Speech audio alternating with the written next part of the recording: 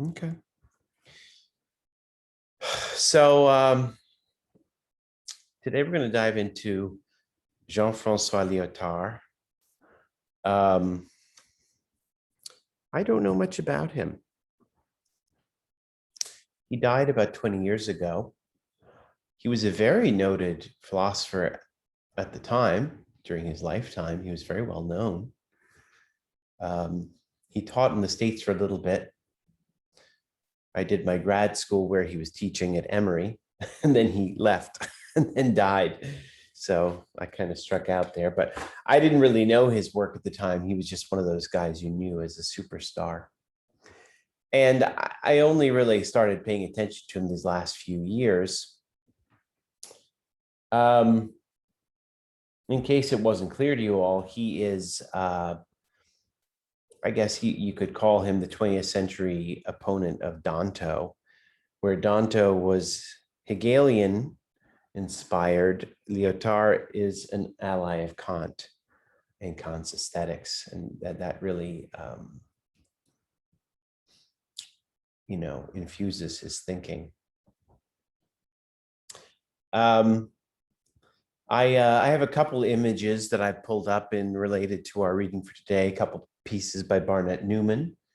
I'm not sure that they travel well over the interweb, but look them up yourself too. Who has seen his work in person? You guys have seen his work in person, Barnett Newman, that is? Just one person? Okay.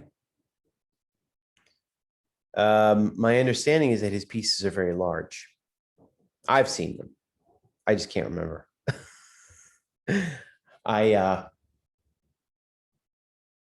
Gosh, it's weird. I know I've seen his work before, but I just never paid attention to him until I read Lyotard, and I thought that suddenly this starts to make sense.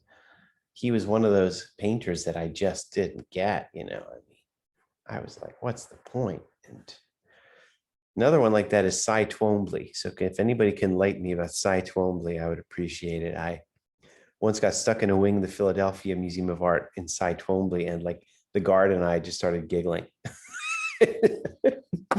So I feel bad for Cy. But now that I get Barnett Newman, there's no going back. Let me turn it over to you all and see what you thought. How did you find this reading? Anybody want to give their first impressions?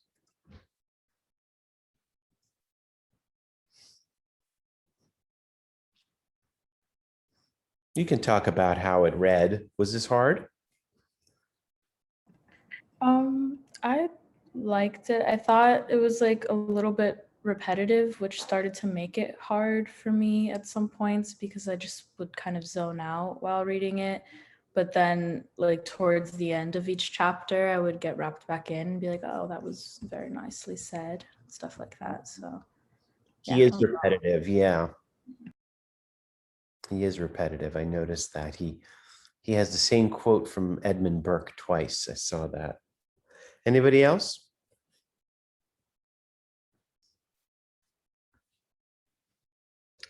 Yeah, I liked the reading as well. It definitely, yeah, like flowed well. And like, yeah, I guess like a little bit more like poetic perhaps, or yeah, just a little easier to. Yeah, I did not prep you for the world of French philosophers. They tend to be very flowery and needlessly obtuse. Lyotard is not the worst. He's pretty good, actually, but there's still plenty of it there. I'm trying to think what Rancière is like. I think Rancière is a little bit more matter of fact, but Lyotard is given over to, he does like the dramatic statements that are kind of, mysterious. He likes that for sure. Good. Anybody else want to talk to how this read, or anybody not like it?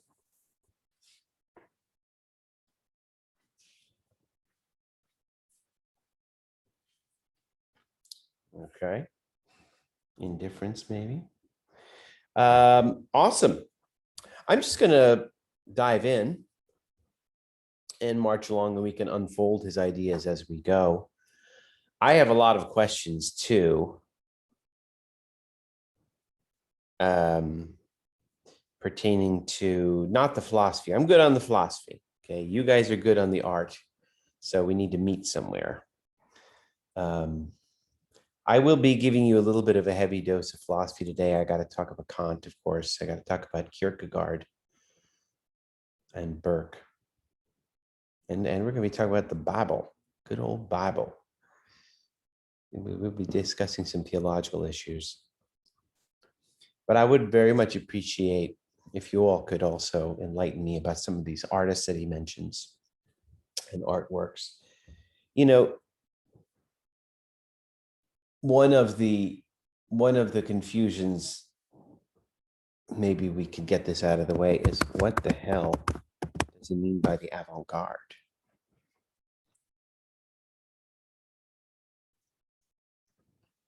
Is that a movement? Because I tend to think in terms of, like, now that we're coming out of Dante, I tend to think in terms of, like, you know, you have Fauve, Surrealism, Impressionism. So where is the avant-garde one of these, or what? I think it has kind of multiple, it can be used in multiple ways. Like, I think avant-garde, especially in that era, you know, the post-Dante era, has like a categorization of artists and like kind of, I think, modes of making. But I also think avant-garde is a state of being and like a way of choosing to exist. Yeah, I kind of see it as like a perspective, or like it's kind of like more of an experimental perspective on making. And yeah, I wouldn't really say it's a style, but Good. Yeah. One like side thing was I just was reading we had to do like a case study on Documenta 11, which is this huge world art biennial. And the curator, Okwi, he has this whole statement about the avant-garde being kind of the fact that it's like completely westernized and also extremely provincial in its thinking that it's avant-garde. So his whole like curatorial mission with Documento 11 was to kind of introduce that the avant-garde is actually really avant-garde in the Southern Hemisphere, and that the Western kind of control over the avant-garde is actually just like, it's completely kind of, he says, provincial, neutered, you know, very basic. He kind of targets that a lot. So it's just interesting that was coming up. Document 11 was in 2001, 2002. So where was it? It actually took place, it always has a home base in Kassel, Germany, but he's the first curator who took it outside Kassel and had like multiple sites. It had like 5 different sites around the world. Oh, cool. So. Dreaming of a day when we can travel again. Won't that be sweet? Going to a biennial. Anybody know what avant-garde means?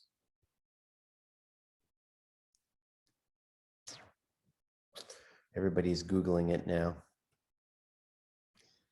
I speak French and I wasn't exactly sure, so I had to look it up. I'm big on etymology. I like to know the original meaning. The literal translation in English is the vanguard. And the vanguard is a military term, just means out in front. And I guess that's really all there is to the avant-garde. The avant-garde is what's out in front, you know? How about this? Did you guys notice any authors that, any artists that he terms avant-garde? Did you notice?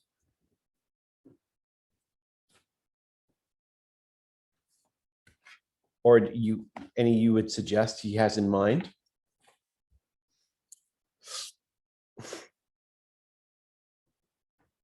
Think about some of the artists he spends time thinking about. He's certainly, especially in the earlier part of the readings, talks about Duchamp, but I would say in an aggressively negative negative opinion of his work. But I know Duchamp was considered, some of his works could be considered avant-garde, certainly. I don't know if he would say that, but. Good point. I'm going to put a question mark next to his name. I think you're right that he wouldn't count him, but I'm not exactly sure why yet. Who else?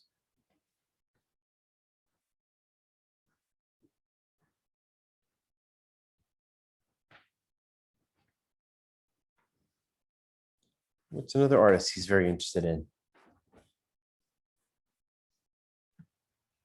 I mean, the obvious is Barnett Newman, but that's not. I wouldn't say he was advocating that he's avant-garde. Gosh, I wasn't even expecting anyone to say that, but it's kind of obvious, I guess. Or is it too obvious? I thought it was too obvious. That's why I didn't say it, but it is like one of his largest Well, folk. of course, no, he talks about Barnett Newman a ton, but is Barnett Newman avant-garde? I guess so. I think he's saying he is, Mm. because he's saying like the sublime, like the artist moving from, moving into the sublime is kind of like he kind of talks about like painting happening, kind of like what we've been talking about, the whole thing, like painting being switched to like this philosophy of like, what is painting? And this like experience of the sublime is That works. avant-garde. Yeah. he talks about Courbet and Monet. Yes, where? What page is that? 121, Yeah, but they are more documentary, right? That's what he said at that point. right?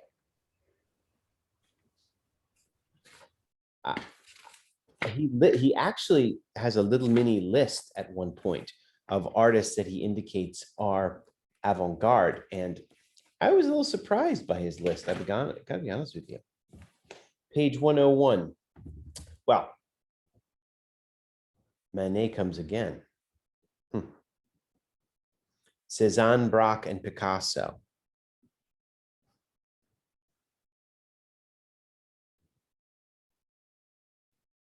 He says this is the top of page 101, but I recall them in a different spirit, the one my subject, the avant-garde demands. I've tried to suggest that at the dawn of Romanticism, Burke's elaboration, Burke was a philosopher in the 1700s, so Romantic period, clearly. Burke's elaboration of the aesthetics of the sublime, and to a lesser degree Kant's, outlined a world of possibilities for artistic experiments in which the avant-garde would later trace out their paths. There are in general no direct influences, no empirically observable connections. Manet, Cézanne, Braque, and Picasso did not read Kant or Burke. So actually it's a weird list. He kind of he invokes these names. Like he doesn't say these are avant-garde artists, but talking about avant-garde artists, then he mentions his name. Are we supposed to think that they are the avant-garde? He spends a lot of time talking about Cézanne. I think I'm pretty comfortable saying Cézanne is an avant-garde artist in his view. I wasn't prepared to hear about Picasso, but I guess it's fine. And Manet does not fit, seeing as what you just said earlier, that he's more of a documentarian. So I'm not sure how Manet is suddenly an avant-garde artist.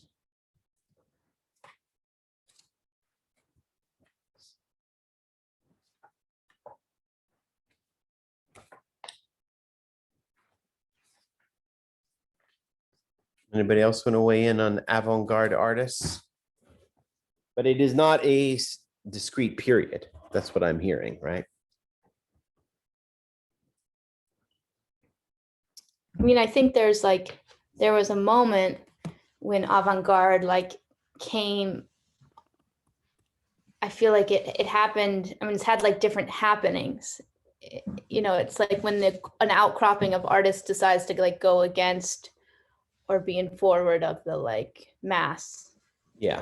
Yeah, I wouldn't say now looking at Picasso, you wouldn't say he's avant-garde, but maybe at the time with Cubism with Braque, it was that was avant-garde. Yeah. it's very strange how he's using that term, because in any given period, presumably, like Fra Filippo Lippi in the 1200s was avant-garde at the time too. But what makes this avant-garde different? He does seem to have, there is something more than just being out in front. It's something, there is an ideological agenda that he thinks that he's going to recognize in these guys. So why don't we dive in here? Let's start looking at your first one, the first essay I had you guys read, which is about Newman, The Instant. And he immediately opens up here talking about Newman and Duchamp. How does he distinguish Newman from Duchamp?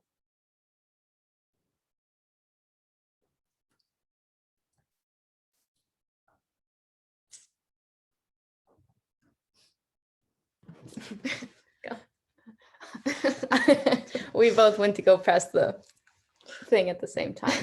Anyways, I think it's the idea that Duchamp was kind of like, it's the difference between the awareness of time versus the feeling of time. And Duchamp's work is like bringing to the forefront the different layers of time and kind of making it a way of thinking and being. Whereas Newman is like, you're feeling time, you're inside of it. It's not a explanation or representation of time. You're just experiencing time. Okay. Yeah, I would say, yeah, like he says, Duchamp is kind of like, just like when you view his work, it's like purely like it only accesses like the mental or the cognitive, or it's like a puzzle or something that you have to solve. Or whereas Newman's work kind of is like this pre-thought or pre-mental, or like can't really be approached on like a cognitive level. Good. Can you all give me an example of work by Duchamp that we should talk about?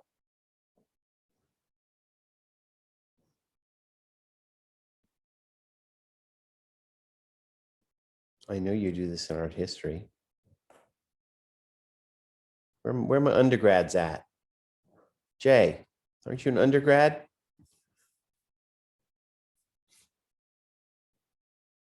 Is Jay there? Blythe? I mean, the obvious one would be like the fountain, Which is what? like a ready-made like urinal. Why do you do that? Wanted to like kind of make a joke with what art could be, but also like argue about the the difference between creating something and being an artist.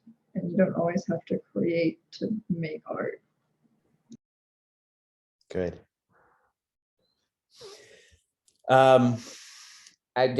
When you guys were in our history class, did you guys talk at all about Duchamp, about him as a person, and about, his intentions for that piece? You know what I mean? Like, did he have a plan for when it would be unveiled? And do you know where it was unveiled? And Well, it was part of a I don't remember exactly what, but like a kind of a show, like a group show. And you have to kind of submit a work, and it's like some sort of committee like deems whether it should be approved or not. And so he submitted that work, and of course it was not approved. And so it was kind of like critiquing the institution as well. But then he got it displayed anyway, right? Yeah. Yeah. I could be wrong, but I also thought he was the he submitted it. He submitted it anonymously. That was it, because he signed it R. Mutt. Right. And that was it. And but he was the organizer and curator, so I think he ended up putting it in himself as the curator, and that was also the start of their like being this blend of artist curator kind of thing going on. But then it also disappeared, like it got lost. Yeah. Right. Yeah. How do you think he wanted the audience to react?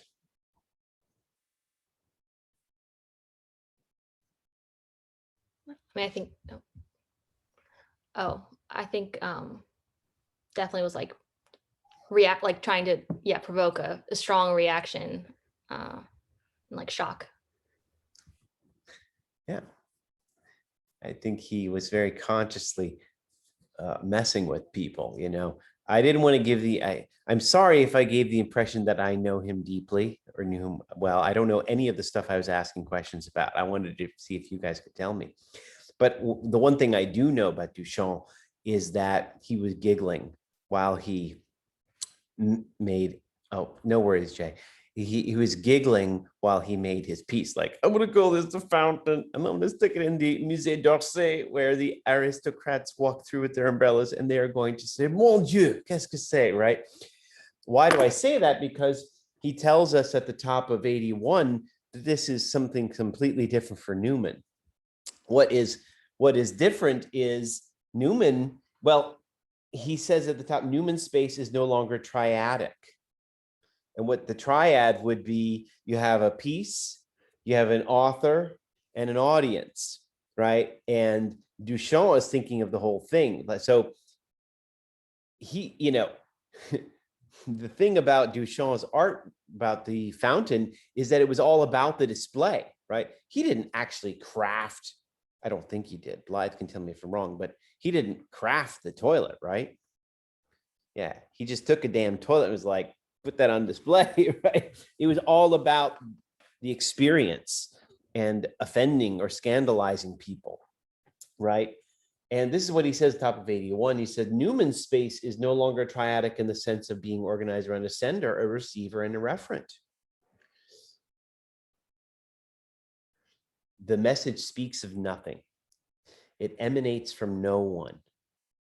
It is not Newman who is speaking, who is using painting to show us something. The message is the messenger. It says, here I am. In other words, I'm yours or be mine.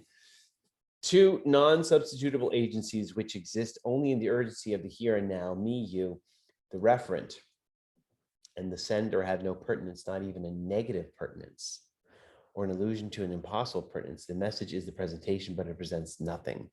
That is presence. It presents nothing. To no one, from no one, right? So it's quite the opposite of Duchamp in that regard. Why did he choose that? Of all the artists, why did he choose Duchamp to distinguish from Newman? I guess precisely for that reason, because the whole triadic dimension is gone, he wants to say. He quotes a critic who says that the subject matter of Newman's work is, the subject matter is artistic creation itself. The subject matter of Newman's work is artistic creation itself. How so? What does he mean?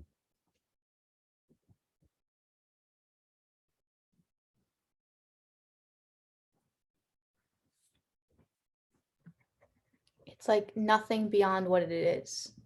Like there is no deeper message. I mean, there's just no author.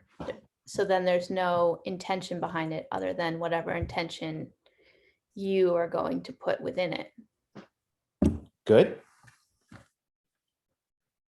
Good.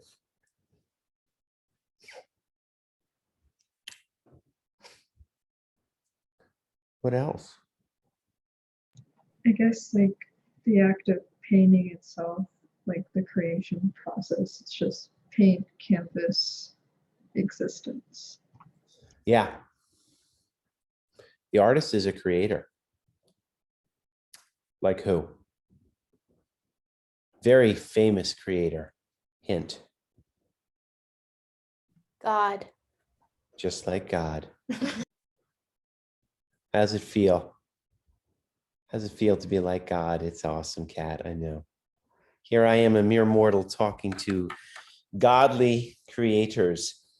The Barnett Newman was creating. It was, so it's actually that the quote from the critic on 81 is a little bit what's the word, confusing, I guess, or it's not exactly accurate. it wasn't just artistic creation, it was about creation itself. You know, and what an artist has in common is that an artist creates, right? Creation, he really makes out Barnett Newman to be a very thinking philosophically and theologically about his works.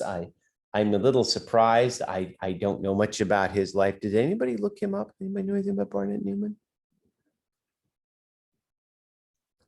Just like reviewed his works, but not necessarily like deep dive of Yeah. him. Apparently, and I don't know if you noticed, but he's quoted in here quite a bit. So he did write some pieces about his work and his intentions, and his quotes are deeply theological. So Lyotard is not making this up. It's just very surprising. I thought he was very surprising to hear the way he operated. Here, take a look at this quote on the next page on 82. He said, the top of 82, the titles of many of his paintings suggest that they should be interpreted in terms of a paradoxical idea of beginning. Like a flash of lightning in the darkness or a line in an empty surface, the word separates, divides, institutes a difference, makes tangible because of that difference, minimal though it may be, and therefore inaugurates a sensible world. This beginning is an antinomy. It takes place in the world as its initial difference, as the beginning of its history. It does not belong to this world because it begets it. It falls from a prehistory or from an ahistory. Look at the beginning of the quote. He says that the idea of beginning is paradoxical. How is the idea of beginning paradoxical?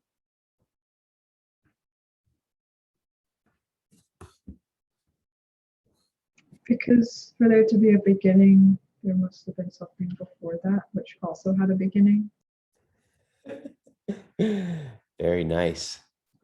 What's the theological analog? What's the great theological paradox analogous to that? Do you guys know?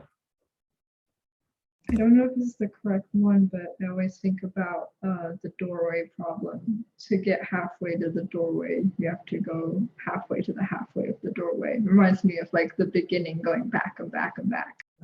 Oh, wow. I wasn't prepared for that, Blythe. That one always makes my head hurt. Wasn't it like one of the paradoxes is like before there was a beginning, there was God. In the beginning, there was God. In the beginning, That's there like was the God. verse. Yeah. In the beginning, the whole idea of a beginning is crazy, right?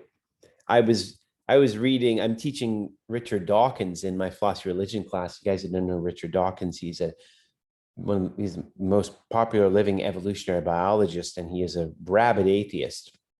And he's always criticizing the idea of the creation, of the biblical creation story. And he just says there was just a big bang. There wasn't this creation story. There was just a big bang. What's your first question when you hear about a big bang?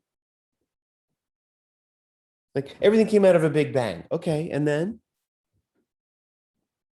The question is always like, what was the catalyst to make that happen? Thanks, genius Dawkins. What was before that? Right? You think you just solved everything? No, you haven't solved anything at all. You just made me want to know what was there before the Big Bang. The astrophysicists talk about the Big Bang, the universe exploding and like opening. Into what? What is it opening into? And from what? Theologically, the term is creatio ex nihilo, creation out of nothing. That was the biblical term that the Jews and the Christians agreed was miraculous about creation. And it's an antinomy. An antinomy is a contradiction. That's the term he uses here, an antinomy. Creatio ex nihilo, creation from nothing, is a contradiction. How can there be something that comes out of nothing?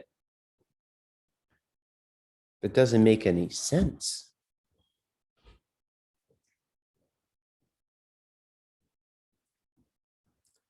And yet, if you don't have something out of nothing, then you have no beginning.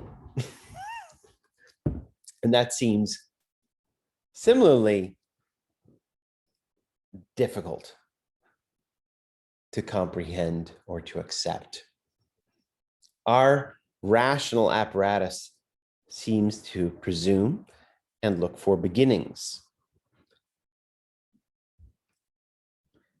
And a beginning is an antinomy, and having no beginning is an antinomy.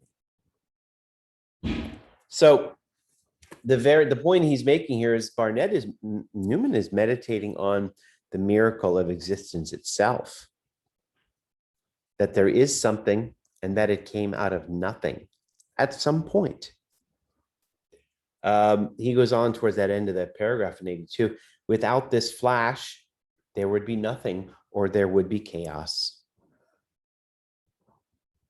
The flash, like the instant, is always there and never there. The world never stops beginning.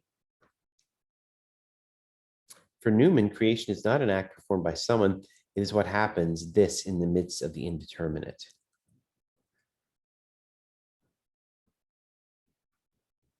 I'm a little stumped. Can I get some help? Any bright ideas what he's talking about here? Without this flash, there would be nothing, or there would be chaos. I wonder about that idea, the world never stops beginning. I guess like from a physics standpoint, it doesn't, because like the universe is always expanding, so it's always creating, always beginning, just in areas that we cannot see or comprehend. Nice. Bringing out the big guns. Physics. I mean, maybe it's like, I mean, I don't know, world or whatever, all existence is like this chaos and this continual like change. And, that we bring this instantaneous like moment of meaning or some sort of rationalization or some sort of like order or form or structure to like a no order, but it's like it's kind of human generated in a way. Go ahead. Oh, sorry. Along with this, and when they say everything like there's a bang and then there's structure, but without it, there'd be chaos. And kind of adding on with what Blythe said, like the beginning never stops. Even now, the universe is expanding. There's an influx of black matter that we can't see, but it's always expanding. There's more and more every single time that we check. And if we think about it, the structure of the universe and like galaxies has a very similar rotational system as atoms. And atoms and nuclear fission also kind of like ties into this whole atomic reaction thing that kind of mimics what he's saying. Nice. Wow. Okay. Jeez. Whenever I think about dark matter, I definitely get like the sublime feeling, the fact that we have almost no understanding and it's rapidly expanding and we can't comprehend it, yet it's kind of beautiful in a weird way. Another sublime thing is the fact that there's literally so many itty bitty black holes that we just can't detect, and it's just like around. Oh my God. Okay. All right. I'm So sublime, Jay. you guys are feeling this. I mean, I don't know anything about these black holes and this dark matter. I know nothing about it. I really don't. So do you guys want to enlighten us about this? Pretty please. Dark matter. What is it? It's hard to explain. It's like a kind of matter that I haven't done physics in so long, so please bear with me. It's like a matter that is like rapidly being created by leftover matter, but it's and anything that it touches, it kind of infects and creates it also into black matter. So in a way, it's kind of like a virus, but we don't understand it and why it does that, and Yeah. it will ever stop doing that. Yeah, technically it's ever generating. Some people have speculated that black matter is what is left over of what has been devoured by black holes, but it's just legitimately we're not too sure. There's a lot of hypotheses, but Okay. Gosh. Well, I'm going to talk about what I know, and I don't know that. So bear with me. Putting in the chat here. I know Greek. Chaos, cosmos. The word chaos is a Greek word, and it is conceived as the opposite of cosmos. Cosmos, which we use this word today, is interchangeable with universe. Cosmos, it meant universe for the Greeks, it did, but it's a word that also means order. It means order. So there is the universe, which is orderly, and there is chaos. And they are intimately related. One of the ideas that was bouncing through my head as I was listening to some of the comments here is this idea of entropy. I mean, what I hear him trying to say about Newman is that Newman's point is that every moment is a miracle. Every moment is beginning, and it's a miracle that it happens, which means that there are conditions that stand against it at every instant. Entropy, I guess, is one of them. And entropy is kind of remarkable, right? This is the second law of thermodynamics, right? Everything tends towards entropy. Everything tends towards chaos. I'm a big gardener.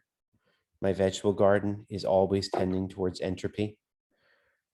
There are weeds everywhere, groundhogs. And then spring comes, and suddenly it seems like it's getting its shit together again, you know? As the summer wanes, it's entropy, dead during the winter, and then the sprouts seem to be orderly again. We're always contending with this.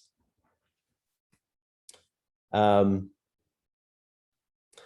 he goes on to talk about one-ment. I got that here.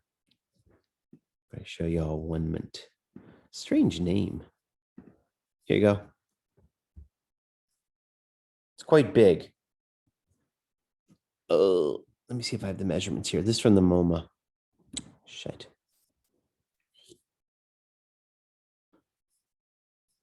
Here you go. Oh, that's not that big. 27 inches. Oh my God. What? That's tiny. Sorry. I thought it was big. MoMA has another one of his that's really famous. I don't know what it's called, but it's like red and it's huge. So you might be able to. I have a bunch of them there we'll look at in a second. So here you have an idea of what he's talking. You know, this is what he does. This is one-ment. This is one-ment part 1. There's one-ment part 2 and others. There's a whole list in here at the bottom of 82.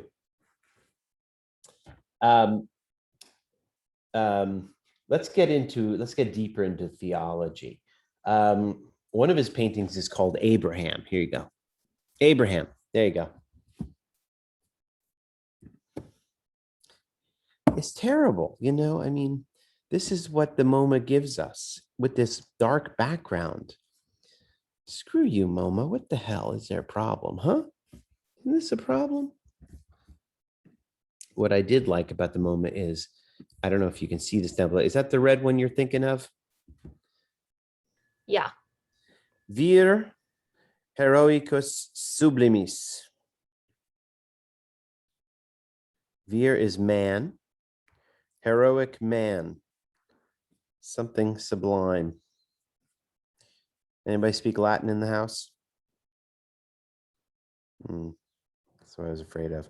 It's been 25 years since I did Latin, so I can't tell what case that is. Yeah, I was Anyway, gonna say I took 2 years of it, but I was like 11, so it's not. I'm not okay, helping. Blythe, you're not going to be any more helpful than me. And yeah, that one looks to be quite big, right? What I remember is that here, 242 by 541 centimeters. Good Lord. 100. Google does have a translation that says a heroic man of the towering. I don't know how accurate that is as a Google Translate. It's not, because sublime, he means sublime in this tense here. Sublime is one of those very tricky words. It's a technical word. We're using it in a technical sense. So it's often going to be, speaking of science, Blythe, sublimation is a word in chemistry. Anybody remember what sublimation is? No, I know I'm making everybody's heads hurt. I'm taking you back to 10th grade bio. This would have been, I'm trying to remember when I think this was also chemistry class. I learned this. Sublimation, I believe, is when a substance, so you have matter, liquid, gas, right? Evaporation is liquid going to gas. Freezing is liquid going to matter. Sublimation is when you skip the middle. I believe sublimation is going from matter directly to gas. I don't care. You can look it up. I always prefer being corrected. I'm just giving you an idea of how this term is so widely abused and used. I'm not saying chemists are abusing it. No, they can do what they want. It's totally different from what we're talking about here. We talked about Freud 2 weeks ago. Freud has a word, sublimation. Does anybody know what Freud means by sublimation?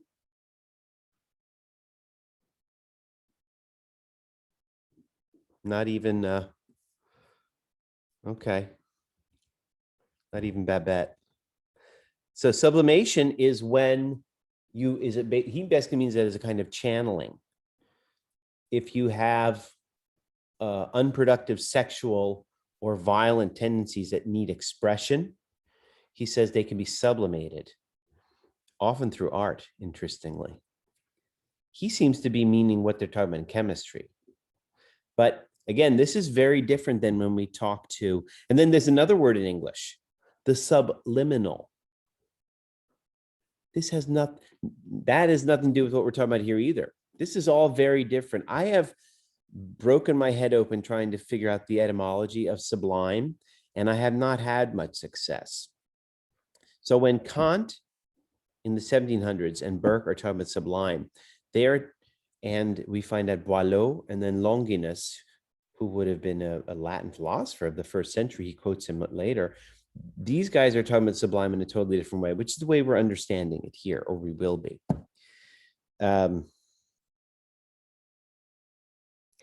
Anyway, that's an incredibly long tangent. That's very important for you to understand. But I realize I've been riffing here on this title. The real issue, Blythe, let's get down to Latin business, Blythe. Sublimis, that's not accusative. That's one of those other cases. I don't think it's genitive. You feel me? This is All what I remember is having to recite endless endings of words, and I that's know. about as far as I got. I know. Any case, I'll look it up. I have my godfather as a Latin teacher. I'll get him on it. Yeah, I was just looking at the MoMA site, and they just translate it as man, comma, heroic, man, comma, heroic and sublime. But I don't know if that's accurate. I mean, there's no comma in the title, but No worries. Let's talk about the dimensions. How many centimeters in a meter? it's 10. It's all No. 10. Oh, no, it's It's 100, isn't it? My Oh. British heart, please. Centi is Okay. 100. I'm learning for this other class. I have to like work in meters, and so I'm Rosemary, totally learning. It's a Rosemary, challenge. you were about to make this sucker 20 meters long by 50 meters high. And I was like, that's not gonna, this is bad enough. This is already 2.5 meters by 5.5 meters.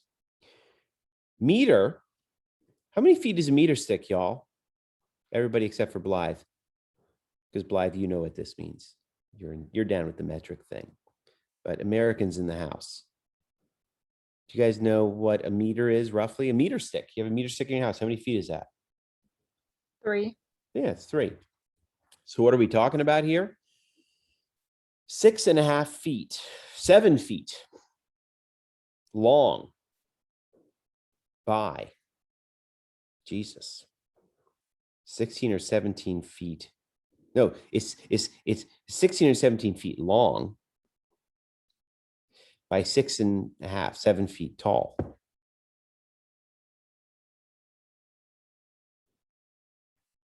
Is my math holding up?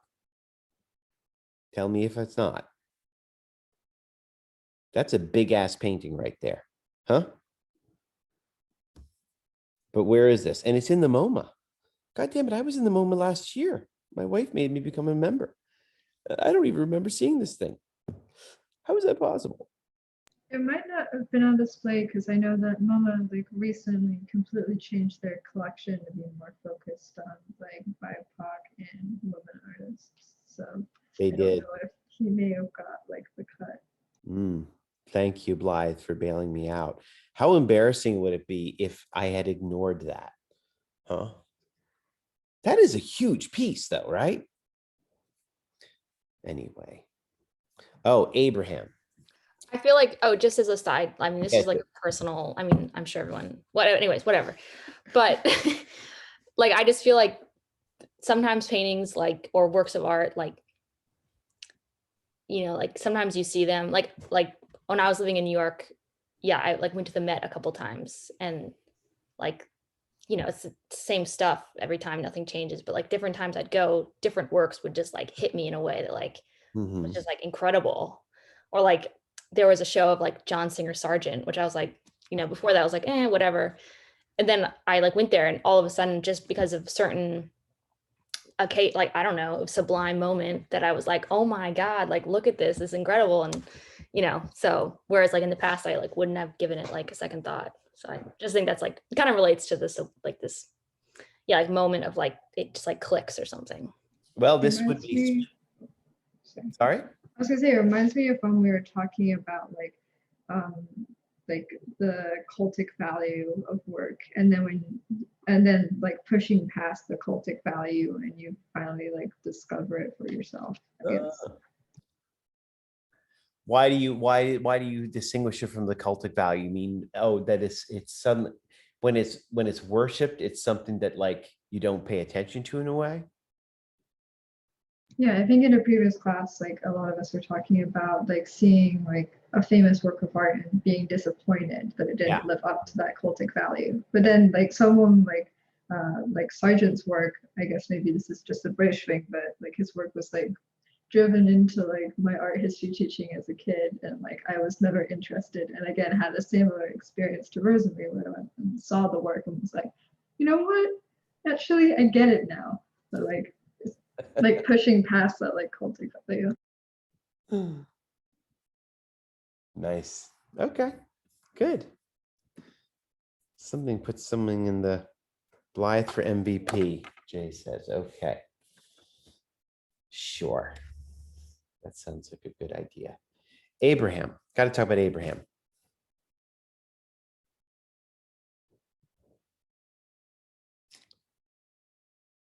Abraham.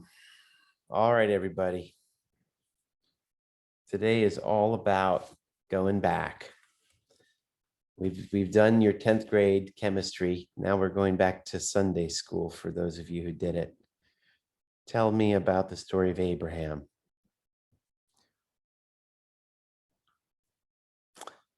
What story do you think Barnett Newman has in mind?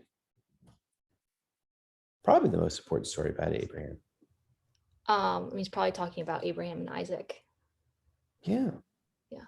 How'd that go? That's an interesting story. Yes. I mean, clearly it's fascinated people for many, many years. I'm not the first to be like, It's also pretty fucked up. yeah, yes.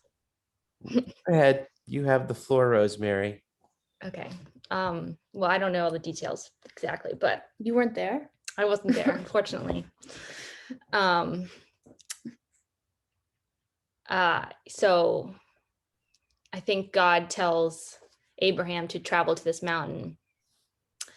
And I don't remember if he tells, oh yeah, I think he does. Well, I don't remember actually if I think he does, but he tells that he has to like sacrifice Isaac. His son. His son, who's like, like him and his wife Sarah like it was kind of a miracle that were able to have a child finally, and whatever. And but Abraham agrees, and so they travel for 3 days, and Isaac doesn't know, so they travel for 3 days to this mountain and finally get to the top, and like right as he's like, Isaac, come lay on this like stone. And so right as he like is about to come down with a knife to kill Isaac, an angel comes down and like holds his hand back, and and they're kind of like, you've kind of proven yourself to God that you were willing to go this far to like prove your devotion, yeah, to Good one. God. Yeah. And then, yeah. Okay. And I think they sacrifice some other animal or something, like the angel like procures some sort of. Oh, the ram. There's a ram. The ram. That's right. That's ram right. in the bush. Yeah. Okay. Yeah, because isn't Abraham told in the beginning like the burning bush is like the vision of God that tells him to sacrifice his son? Or am I mixing up Bible stories? No, that's You are. Yeah. You are. I'm sorry. Okay, sorry. The burning bush is hugely important too. Hugely. But that was with, not Abraham. Yeah, with Abraham, God actually comes down to earth and like, or whatever, appears, whatever. And they actually have like a physical, they're actually able to like talk to each other and have dinner and like whereas like with Moses and like onward, God only appears as like a burning bush or like coming kind of like Dividing sea. Coming down from the clouds or whatever. And so he doesn't actually take a physical form. Rosemary, you were doing so well, but I actually do teach Sunday school. So you messed up. Oh, okay, that's fine. I just took a. You were doing so well until you said God appeared. Yeah, well, he does take like a physical form, maybe he like. No, he does not. He never takes physical form in the Old Testament. Not a single time. Okay, maybe because I remember like when Abraham and him are talking about destroying Sodom and Gomorrah, like they're standing together and I'm thinking and Abraham's like, no, like what like kind of like challenges him and questions him, and he's like, well, what if there's 5 good people out of all this city? Like, is it still worth destroying? But I might be wrong. I don't know. I'm not like, I just took a class on it last semester, so I could totally be wrong. I don't know. And I'm going to tell you, there's a very important reason that I'm going to insist that God doesn't appear, because it ends up that fact about the Old Testament makes for one of the most important Jewish beliefs. Okay, but I'll get into that in a second. Let's talk about Abraham again for a second here. Why do you guys? Are there any other details about the Abraham and Isaac story you think we need to mention here? Anybody want to add to Rosemary's account? Well, I know the like precursor in which the challenge of conceiving is pretty major. And so that when there is the miracle of a child, it's a moment of God delivering. That's important. That's important. How old is Sarah, his wife, when she has the child? I don't know how old she was, but I remember part of the story of like they had to look up in the night sky and then Yes. like a star told them that they would be able to conceive or something like that. You are very close. There, Abraham has a vision where God tells him, you will have as many descendants as there are stars in the sky. And then they can't conceive. So Abraham's like, what's going on? And then they do conceive. And according to the Bible, they're in their 80s, which is messed up. Biblical ages are a little bit wacky to begin with. But, okay, any other details? Okay. All right. Next question. Why was he interested in the story of Abraham? What do you think? Here, I'll pull it up so you can see. You can see his depiction of it, and maybe this will clear things up. Like, here it is. All right. Does that clear things up? Are we all clear now? I think this is why I personally have a struggle with abstract expressionism. Well, I think like Abraham's kind of the first, like he like has Isaac, who I think has Jacob, which then like he is like the beginning of the like descendants. Okay. What else? There's a part in the reading, and I need to remember what part of it's in, but it talks about like a particular type of art or seeing art that is sacrificial, and that there's a sacrificial act in which like you kind of have to like sacrifice a certain level of like, I think it's ethics, right? It's like an ethical sacrifice to achieve the sublime or something like that. And so that would make sense in this Abraham story, in this like sacrifice of the son to receive the like sublime or the hand of God as approving. Okay.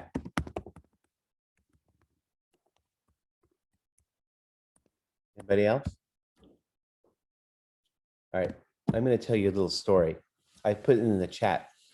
Kierkegaard, Soren Kierkegaard, he is considered to be, by some, the very first existentialist philosopher. He lives before Nietzsche. I believe he dies somewhere in the mid 1800s. Didn't live. He died young. He was a Danish philosopher. Very, very curious guy.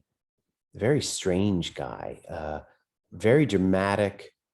Very prolific writer. Very difficult. Woo.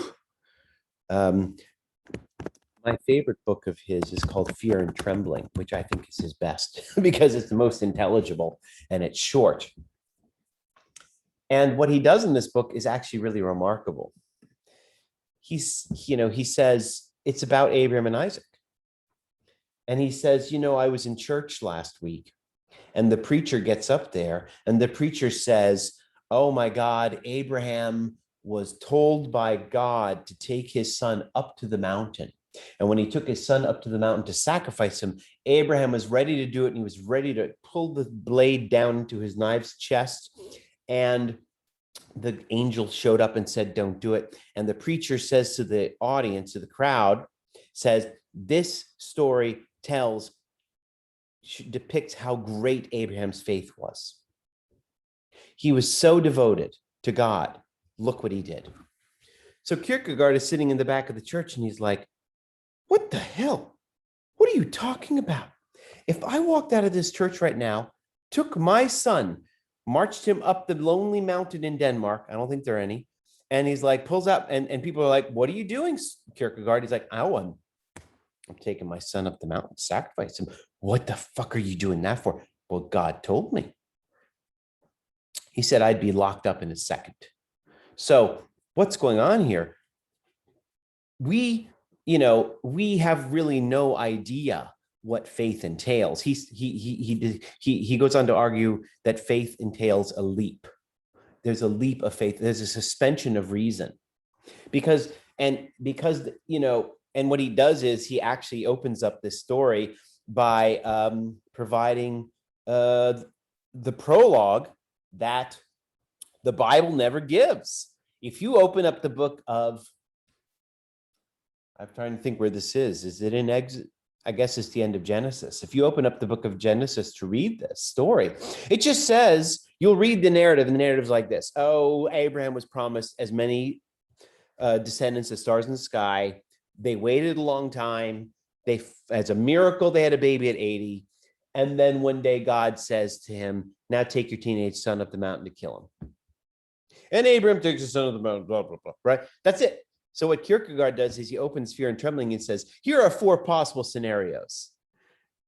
This is one scenario. Abraham is sitting in his shed whittling, and God says, go sacrifice your son. And he starts cursing, like, oh, what are you talking about? And like Abraham starts arguing with God. No, and then he has another scenario where Abraham is like out in the fields working. And then God tells him he's full of like despondency and depression. The real story, in other words. Abraham didn't like mechanically walk up the mountain like, oh, okay. Sure, the son you took me centuries, decades to have, you want me to sacrifice him? No problem. No problem. The comedian Jim Gaffigan has a great joke where he says, what if Sarah found out what Abraham was doing? Like, you're doing what? Why would you do that? Well, God told me to do it, It's insane. It's insanity. Kierkegaard says, why does faith require a leap? Because God is not rational. God is transcendent. This act that Abraham undertook was a suspension of the ethical.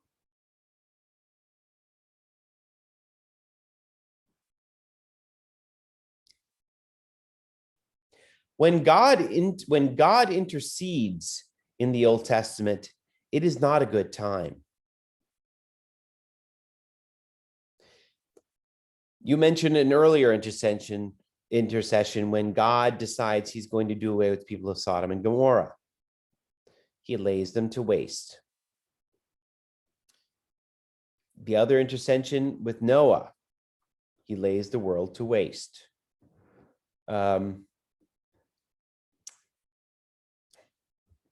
God and creation are 2 completely different orders. And when God intercedes in this world, it is a miracle. All right. Before I flesh that out, there's much more to say. We need to talk about the theological doctrine that goes along with this. What does God look like according to the Jews?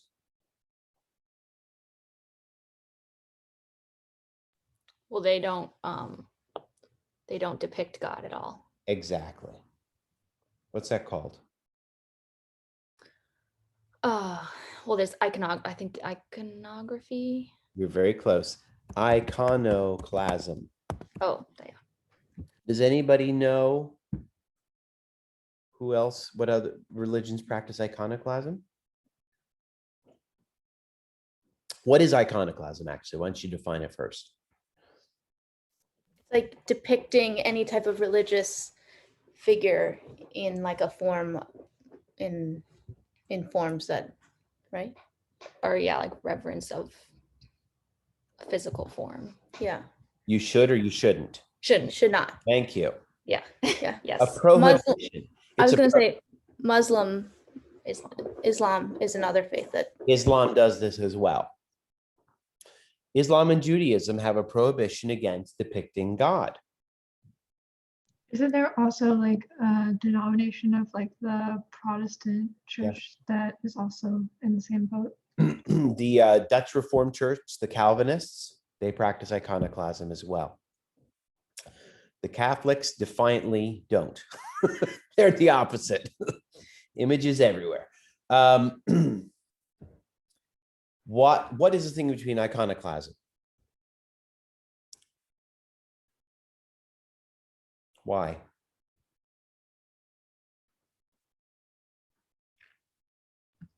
I don't know for fact, but it feels like the idea of, it's like trying to prevent the idea of being able to like direct your devotion towards a specific thing, and it should be like this all unknowing kind of belief. Whereas if you can look at it and see it, Or like you're worshiping an object instead of God. right? Nice. And also, wouldn't it add into the whole thought that God is the sublime and that is larger than human comprehension, so therefore we cannot give him a form? Good.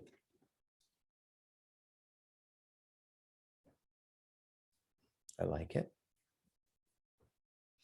Yeah. In the Jewish tradition, God it should not be depicted because that is limiting. That's limiting. You're drawing a boundary. It's defining. To define something is to put a boundary around something, and God cannot be defined. God cannot be translated. God is completely other. This is very important. Barnett Newman was Jewish. So as we move along here, as I was reading that essay, his Jewishness really becomes very apparent. I'm going to tell you one mother. I hope you like my versions of biblical stories, because if you do, I'm going to give you another one here. The Job. I'm so silly. Job. What does it matter with me? Job. Book of Job. That's my all-time favorite. All right. Chance to redeem yourself, Sunday school people. What happens in Job? Anybody knows? This one has an awesome beginning, actually. No? All right, Rosie, I'm going to do it again. I unfortunately kind of skipped this week a little bit last semester, but which is unfortunate because it is really interesting. So, but basically, Job was this guy character, I guess, and he had like children and a wife, and it was very like prosperous and well off, and Yeah. God basically takes it all away from him, and kills all his children and his wife and takes his Why? life. I think because he doesn't appreciate. Yeah. No. I mean, I know his like friends come along and they're like, Let's cut to it. Let's cut to it. Let's cut to it. yeah, why don't you go ahead? Cut to it. He takes a bet. Oh, that's right. Who does he take a bet with? The devil. The devil. Why don't you just The devil. whispering? This is why this story is so crazy. You guys ever seen the movie Trading Places? When I was young, I would watch it every weekend. These guys, they bet on Eddie Murphy. Similar, Job is this one flourishing guy, and God is sitting there one day talking with the devil. He and Satan are just shooting the shit. And God says, "You see my faithful servant Job. This guy loves me." And Satan looks and is like, "He loves you and he's faithful because he's got everything. Look at him." And God says, "No problem." Whoomp, takes it all away. All his children, all his crops, everything. And then God says, "I bet I do that and he won't curse me." And Job doesn't curse him. And Satan's like, I'm not impressed. I think if you afflict his body with boils, he will curse you. And God says, "No problem." Boop. Job is cursed with boils, painful boils, doesn't curse. His wife comes in, "Job, would you curse God and die?" Nope, doesn't do it. Satan is like, "Okay, now I'm impressed." But then his friends come in, these three dudes who have crazy names, one crazy than the other. And for the rest of Job, the whole book, they go through these arguments about why he should be cursing God, right? or not. I think they're all encouraging to curse God. So, and then finally, towards the end, Job gives up and he curses God. And what happens? God shows up in a whirlwind. You guys know what a whirlwind is? That's a tornado, right? He's like, oh, and God, and so Job was like, whoa, and God says, and gives a long speech, basically saying, who the fuck are you? Who the fuck are you? You think you know me? Right? Job's complaint is, oh, this is so unfair. This is so unfair. I'm a good servant and you punish me. And God shows up and he's like, you think you can understand me? You think you understand my thought processes? Fuck you. No. I'm riffing here. He doesn't exactly say that. But basically, the message of Job is, it's about the problem of evil. The book of Job is about the problem of evil, right? How come bad things happen to good people? What's the answer? The answer is, you and we have no idea. Do not judge God, because we can't comprehend God's mind. It is completely other. God is completely other. God is completely beyond. So this is the recurring theme in the Old Testament. God is transcendent.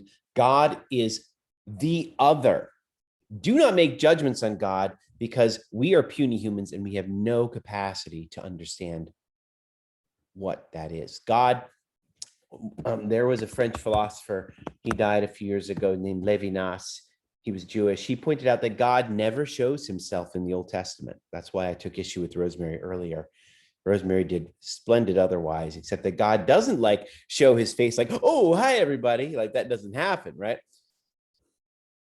One of the times that God appears, one of the times is in the burning bush. That's it. But he's a bush that's burning. That doesn't consume the bush, by the way. The bush is perfectly fine. There's just flames shooting out of it. And that's when Moses is out there in Sinai. He was on the run because he had killed an Egyptian soldier. And God wants to tell him to go back to lead his people to freedom. And when God shows up in the flames, Moses says, whoa, and says, who is that? And God says, who is this? My name is Yahweh. And Yahweh in Hebrew means I am. That's his name. I am. Right? That's what God means, right? So, good. Sorry. This is a little for the tangents here. But I just wanted to appreciate what, Newman sees in the Old Testament here. And I think if we understand the Jewish understanding of God, that can really go a long way to understand what he's talking about. So when God, the point is that what I would say is that when God interferes in this realm, it is an intrusion that is completely alien. It's not something that is comprehensible. One of the terms that comes up once or twice is and I believe it's like probably from Yiddish, the tzimtzum, right? The tzimtzum, like when God creates, the creation comes out of nothing. And when God intervenes in human life, it's like a strike of lightning, zoom, out of nowhere, right? And it's completely alien and other and different, okay? All right, I'm going to pause for a second because I've been babbling. Any questions or comments?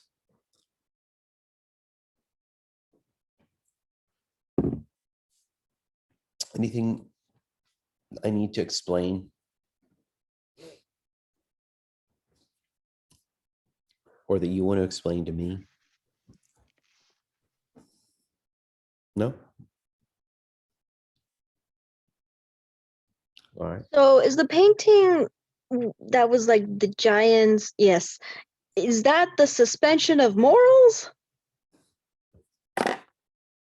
It can be. Because when God intervenes in the Old Testament, there is a Mhm. suspension of morals, right? Mhm. The God of the Old Testament is a violent God, right? He kills in Sodom and Gomorrah. He destroys everything. Except for who? Biblical scholars. Who survives? Rosemary, ready? Lot, right? Lot and, His two daughters. oh, okay. Which is- I notice we're all here today. Humanity was destroyed except for Lot and his two daughters. What does that mean? Where do we all come from? Oh no. Oh no is right. What happened to Lot? Lot was a good person. He was not going to have sex with his daughters, but his daughters said, we have to create humankind. So they get him drunk. They have sex with him. That's the Old Testament. My mother grew up in the west of Ireland, very Catholic. They were not allowed to read the Old Testament. She told me that. She's like, oh, we weren't. When I asked her a question about the Old Testament, she's like, oh, I wasn't allowed to read that. Now it makes perfect sense why. Because, and actually you can find medieval paintings of Lot, and they're very disturbing. The most disturbing question is why? Why are you doing paintings of a drunken Lot with his two wives, his two daughters? Sorry, look at, well, strange biblical theme. But the point, Jay, is, yeah, I mean, when God shows up in the Old Testament, there is a suspension of ethics, right?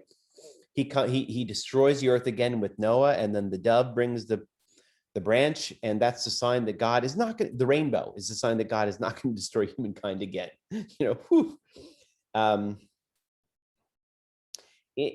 One philosopher professor I had said, put it this way: like, when God intervenes in the world, is terrifying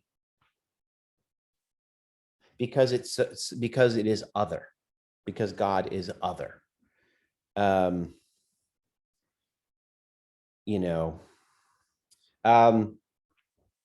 Anybody else? Sorry. Any other questions?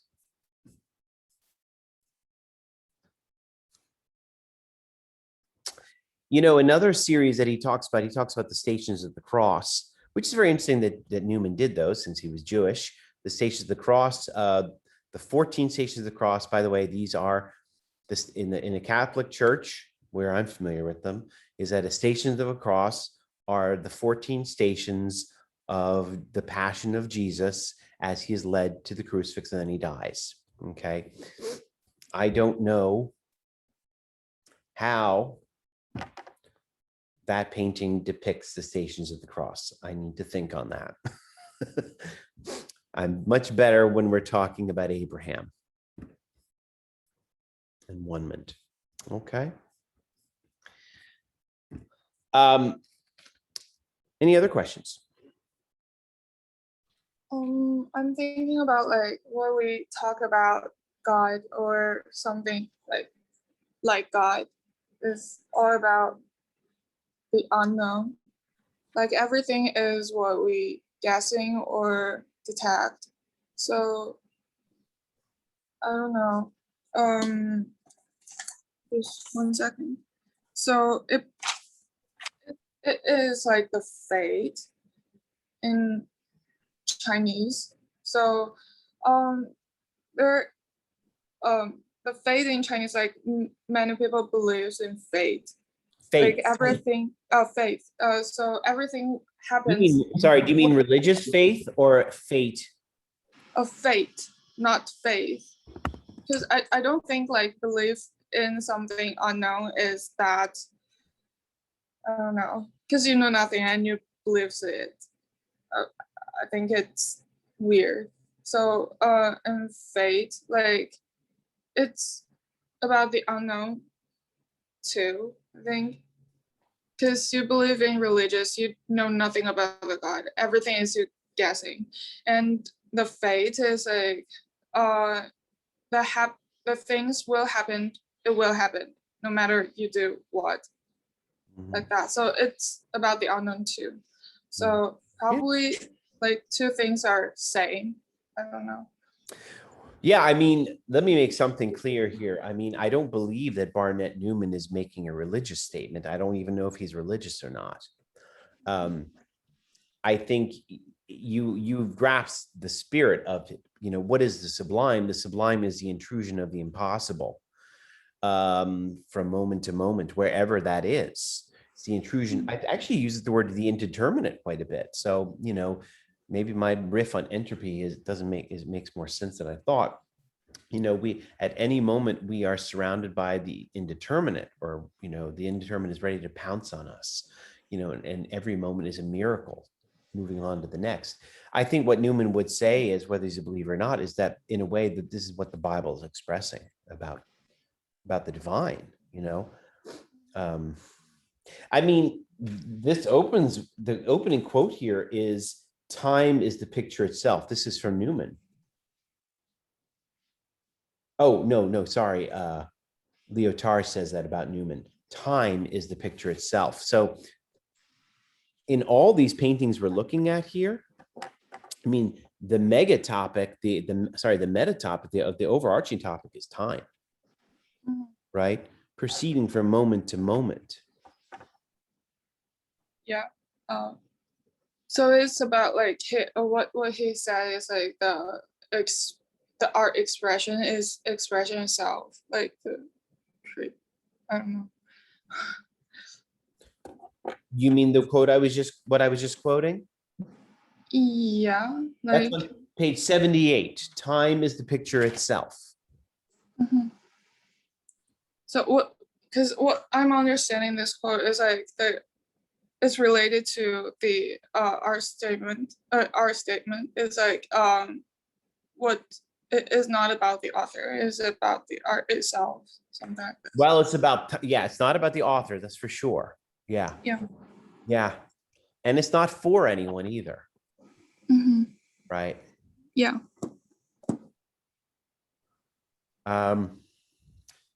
Yeah. Let me skip ahead and talk about, I think I want to talk about that essay on photography at this point.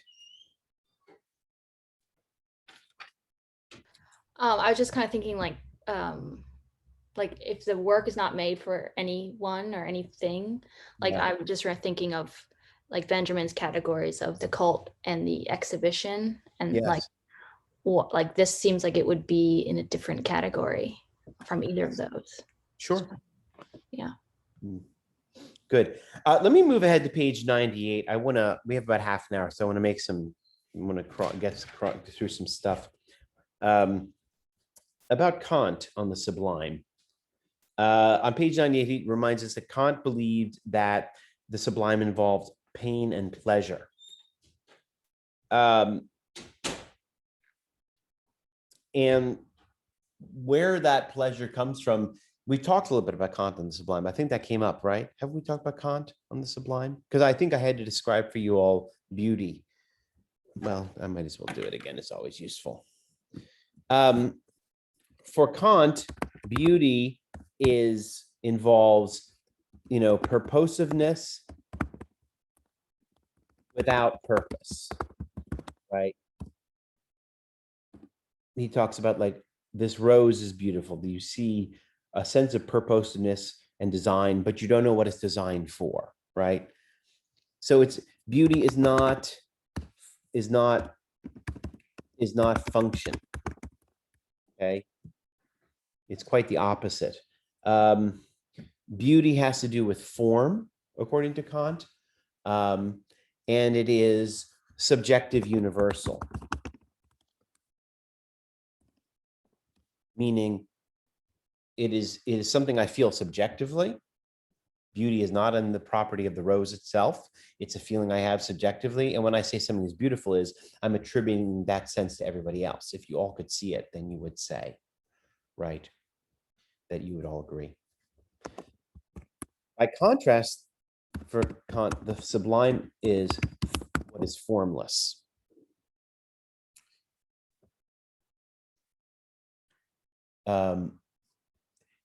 The sublime does violence to our cognitive faculties.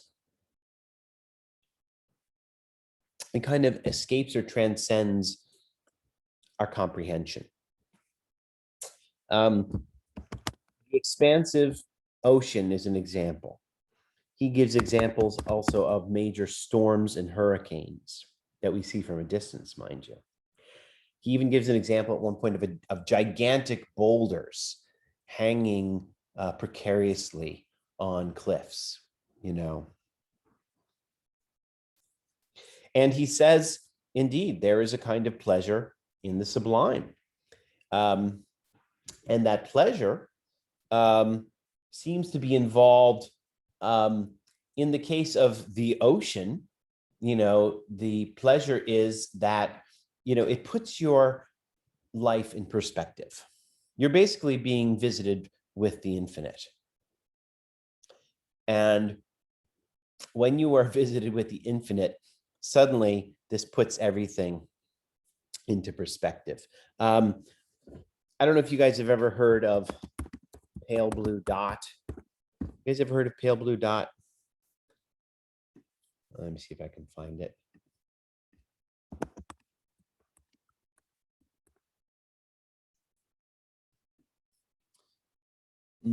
Sorry, I'm just looking. Here, I got it.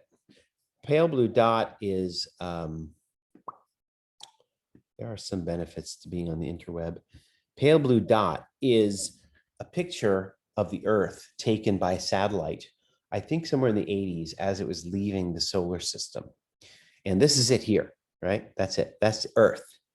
And it's remarkable. And Carl Sagan, who is a science fiction writer, wrote this very famous poem about it, or not poem, just this is it, right? Look at that dot. That's here. That's home. That's us. On it, everyone you love, everyone you know, everyone you've ever heard of, every human being ever was lived out their lives, right? Next paragraph. The Earth is a very small stage in a vast cosmic arena. Basically, his point is like, everybody should, for a second, take a hard look at that pale blue dot, and then, you know, all their worries and concerns suddenly are not like, you know, that pressing. It puts it all in perspective, you know. So that is one sense in which the encounter with the sublime is pleasant and painful at the same time for Kant. Page 98 at the bottom, he gives his thesis on how Kant anticipates the avant-garde. He says, it's about a quarter of the way from the bottom. This dislocation of the faculties among themselves gives rise to the extreme tensions that characterize the pathos of the sublime as opposed to the calm feeling of beauty. It's a dislocation of the faculties. It's a dislocation of your cognitive abilities. At the edge of the break, infinity, or the absoluteness of the idea, can be revealed in what Kant calls a negative presentation, even a non-presentation. He cites the Jewish law banning images, that's iconoclasm, as an eminent example of negative presentation. Optical pleasure, when reduced to near nothingness, promotes an infinite contemplation of infinity. Even before Romantic art had freed itself from classical and Baroque figuration, the door had thus been open to inquiries pointing towards abstract and minimal art. Avant-gardism is thus present in German, the Kantian aesthetic of the sublime.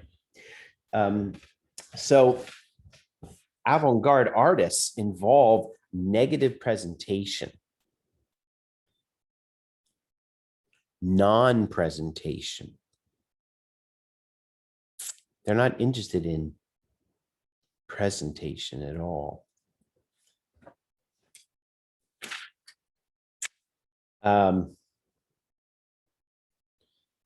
He goes on to talk about Burke. I'm not going to get too much into Burke just for now. Burke seems to be Burke lived around the same time as Kant, a little bit younger actually. And he wrote a book about the sublime, and he says on page 100 that it involves a kind of intensification of feelings of life. Like when you're challenged, the sublime is indeed, he uses the word terror.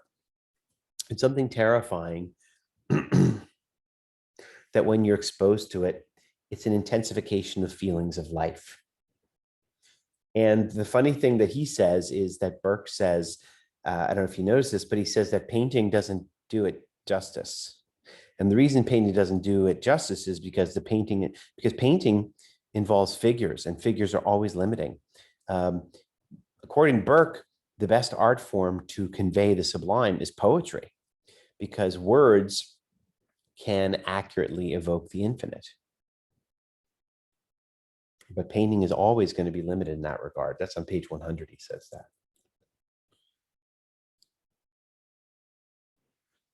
Here's another quote on page 101. And this is where he lists Manet, Cézanne, Braque, and Picasso in the middle. But the very end of that paragraph, middle of 101, he says, the art object no longer bends itself to models, but tries to present the fact that there is an unpresentable. It no longer imitates nature, but is, in Burke, the actualization of a figure potentially there in language. The social community no longer recognizes itself in art objects, but ignores them, rejects them as incomprehensible, and only later allows the intellectual avant-garde to preserve them in museums as the traces of offensives that bear witness to the power and the privation of the spirit. The avant-garde is not something that is going to be pleasing to the social community. It's not. Society looks for representation. The avant-garde goes in the other direction. So, but they're only reluctantly allowed back in the museum later as memories of the offensives.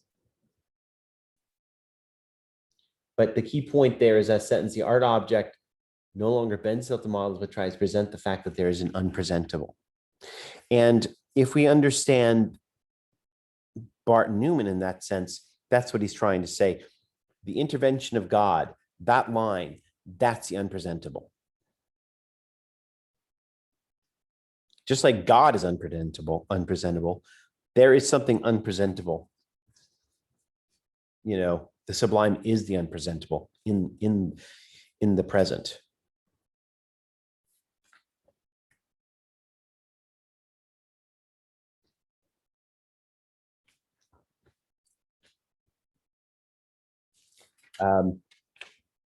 Let me go on to one more bit here, and then we can talk about some things, because I really like what he goes on to say about Cézanne. Did anybody notice he quotes Cézanne? Anybody notice what Cézanne said about art and who it's for? Or painting? No? I thought that was really remarkable. Well, he says one paints for very few people. Yeah. Isn't that great? I'm not painting for you, right? I'm not painting for you. One paints for very few people. That's a great quote. What was Cézanne up to? Well, he talks about how, like, beyond that quote, it's like this idea that actually, like, the greatest kind of thing you're striving for is to have this small group of peers, you know, be able to see something. Is, you know, that last thing says, what really is at stake, to make seen what makes one see. Yeah. Not what is visible. And that's like the ultimate goal, that, and can only really be seen by a group of peers that are in the same mindset. All right. I know also that his still lifes, like his whole, I guess, philosophy behind that was trying to, like, he'd look at an object, but rather than drawing like what a camera would see, he would draw like all of the perspectives. So like if you actually looked at the perspective, like some of the lens would be out of alignment because he was looking with two eyes rather than the one lens of the camera. Okay. Thank you. I pulled up a Cézanne here for us to look at.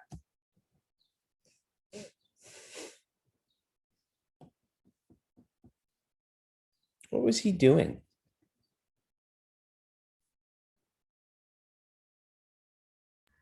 I mean, he was like looking, like trying to capture how we actually see, or what our mind is actually doing when we see. And then also, like, I think more like also how you construct a painting, like, you know, how these colors interact to generate like what we read as like trees, or what we read as mountains, or things like that. Mm. No, he was also like playing a lot of like the art history game. Like a lot of his like more famous works are very like referential to like older pieces, and then like his works in turn have been taken on by like Matisse and Picasso, especially like the last piece Cezanne did that was like left on his easel like unfinished when he died. Like Picasso and Matisse both did their own rendition of the Bavers. So yeah. Yeah, speaking of it, look, there's one here, a modern Olympia. Speaking of referential. It's funny, I don't know Cezanne terribly well, but you know, I think when Lyotard is talking about Cezanne, he has principally in mind pieces like this. Cezanne, from what I remember about him, he spent a period of his life in Provence in the south of France because he was enamored by the light and the colors there. And that period of his life is of interest here. If you look on page 102, you know, just to riff on what Rosemary and Babette were saying, yeah, what was he really doing? He was trying to get at the elementary sensations. That's the word in the middle of the page, elementary sensations. So it's funny, I was thinking about him this morning, like if I were to paint like Cezanne, I would just look out and like, what colors am I seeing? Like that color, that color, that color, right? It's just a collection of colors. He says in the middle of the page, these elementary sensations are hidden in ordinary perception, hidden, which remains under the hegemony of habitual or classic ways of looking. They are only accessible to the painter and can therefore only be reestablished by him at the expense of an interior ascesis that rids perceptual and mental fields of prejudices inscribed even in vision itself. So, like, he's trying to get beyond the prejudices of vision. Like, what am I looking at? That's clearly a tree. Instead of doing the outline of the tree, he just does the colors, right? He just does a collection of colors, and then you have to figure out what he's looking at. If the viewer does not submit to a complementary ascesis, I should look that word up, the painting will remain senseless and impenetrable to him. The painter, here, this is where it gets interesting. The painter must not hesitate to run the risk of being taken to be a mere daubing, right? You guys know what that word means, to daub? One paints for very few people, right, Cezanne. Recognition from the regulatory institutions of painting is of little importance compared to the judgment made by the painter researcher and his peers on the success obtained by the work of art in relation to what is really at stake, to make seen what makes one see and not what is visible. He was trying to make seen what makes one see, not what is visible. Wow. Trying to make seen what makes one see and not what is visible. He's not interested in the objects. He's interested in the collage of colors around him.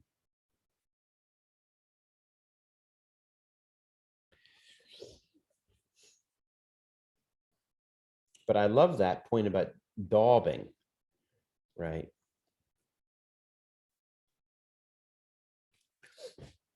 Anybody have any questions or comments here? Anybody want to chime in?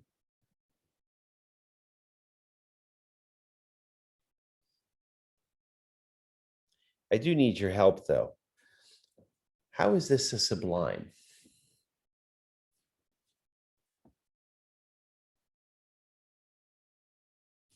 I think it's a sublime for Cezanne experiencing the moment in which he is painting rather than the viewer looking at the like finished product. Like also Cezanne saying that he doesn't paint for many people anyway.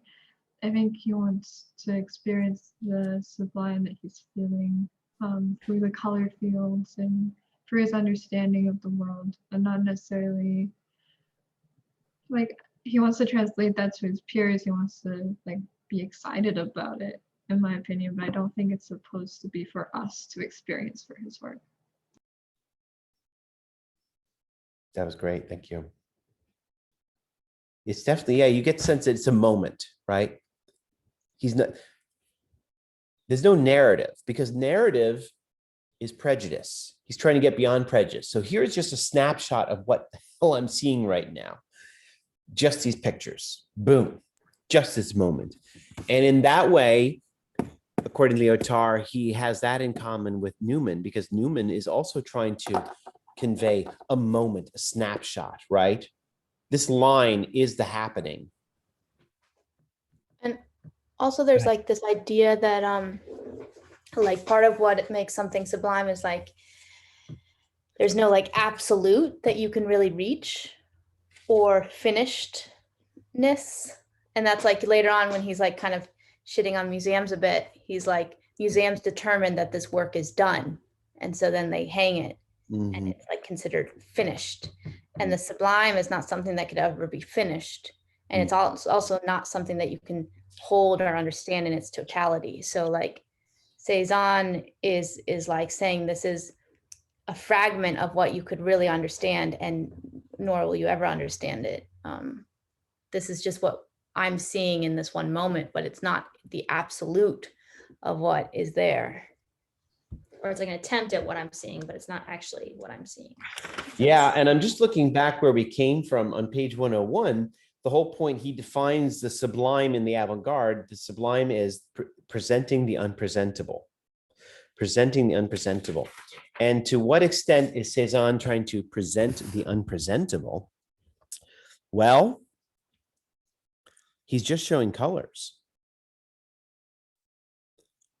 They're, you know, the outlines. I feel like the lines in here are cheating, you know, because this is not the ideal piece here. I need to find it. Next time I teach this, I need to get a better Cezanne piece, you know. Well, the ones of like the mountain, I forget what it's called. Those are That's what I was trying to think of. And he'd also like, he painted like so many of them. Like he'd go back to the same spot and paint the same thing over again. And Yes. yeah. So that's what I was like, kind of, it's like it's attempts at capturing, but you know, it never actually can happen fully.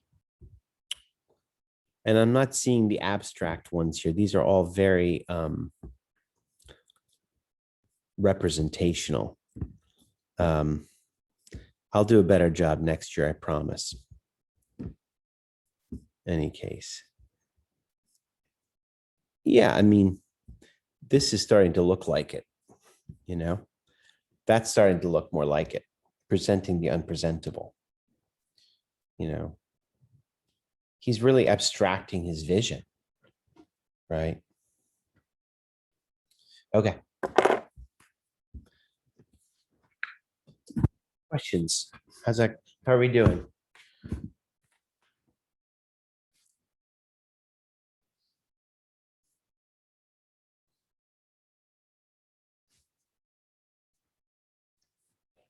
All good?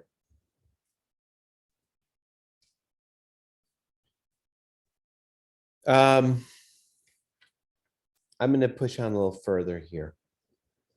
Again, he is repetitive. So these essays, some of the later essays actually do a nice job filling out earlier arguments.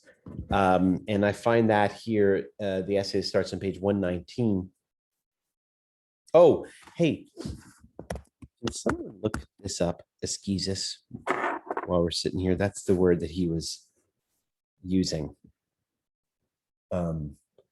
Interesting about Cezanne, the point on 102 is that the viewer must submit to a complementary esquisses. If the viewer doesn't, then the painting will remain senseless and impenetrable. The practice of severe self-discipline. Huh. Oh yeah, well, it's where the word ascetic comes from. Huh. I wonder what that has to do with this sense of the word. Anyway, good. Page 119, I'm moving on to that essay. He talks about the Quattrocento. I don't know what that means. I mean, I know what it means. It means 400 years, but what is the Quattrocento? The Quattrocento is probably the 400 years before modernity. So from the Renaissance to modernity, he says, painting was in service to the earlier political regime. And he explains that on page 119, 120, there was an orderliness. Paintings depicted an orderliness that reflected the orderliness of society, where you had the monarch at the top. Oh, actually, I wanted to start with this first quote on page 119. Look how this opens on 119. This is a great opening. It is not only photography that made the craft of painting impossible. That would be like saying that the work of Mallarmé or Joyce was a riposte to the progress of journalism. The impossibility comes from the techno-scientific world of industrial and post-industrial capitalism. This world needs photography, but has almost no need for painting, just as it needs journalism more than literature. So another way he's going to start to explain the interest of the sublime that we see in avant-garde art also has to do with the challenge raised by photography. And in this essay here, you probably would have noticed some overlap with Benjamin. In fact, I believe the term aura makes its appearance. So, this is where he, so back to painting the Quattrocento, basically he tells bottom 119, 120, right? Once placed on the perspectivist stage, the various components of the communities were put in order under the eye of the painter, right? Everything was seen from the God's eye's perspective or from the king's perspective. And so painting was a reflection of an expression of the political order that sought to support it. He says, this is a quote, painting offered, quote, all members of the community the same possibility of identifying their belonging to this universe. The pre-modern view in the West, which is what I believe he's referencing, is that it's called the Great Chain of Being. I don't know if you guys ever heard of this term. But it's that everything in creation, all humans and all animals and beings have a place that is designed, that is dictated by God. At the top, you have the king. Peasants have their place.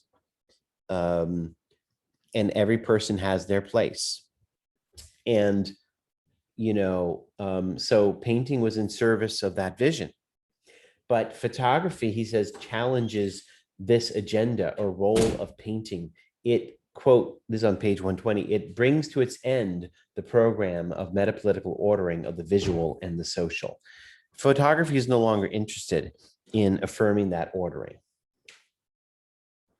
He says that it radically democratizes artistic creation.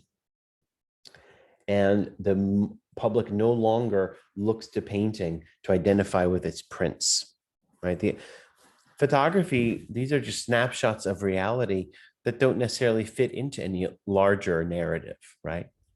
Certainly any other affirming worldview.